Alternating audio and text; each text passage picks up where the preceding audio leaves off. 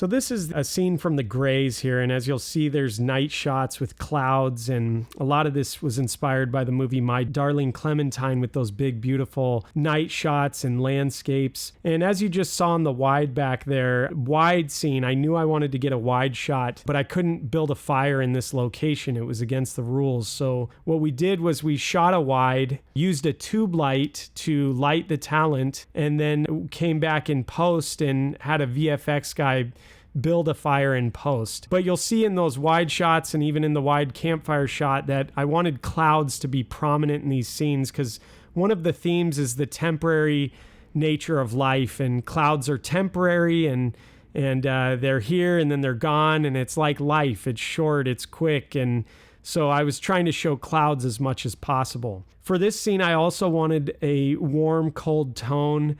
Warmth because it's a friendly, warm conversation, but cold because it's somewhat of a deadly situation. These two bounty hunters are tracking this young man, and so even though it's intimate, there's danger around them. So the warm cold has this pleasing, complimentary look, but it also conveys this idea of warmth and coldness around them.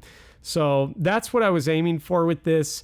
I wish I had done a better job getting the firelight in their eyes right, but all I had was a tube light, and so the eye light looks a little strange if you look closely into their eyes. This is the next day here, and what I did for this was I scouted this location about 4 or 5 times to measure where the sun would be. And I did that because I knew we weren't going to be able to, we're out in the wilderness, we're not going to be able to get lights out there and condors, and we didn't have the budget for that. So my goal was to use the sun as an M18 and to backlight the talent for these scenes. Instead of going consistency where, there's hard light on one and backlight on the other, I tried to backlight both of them. So the way I did that was I shot one side in the late morning and then the other side in the early afternoon.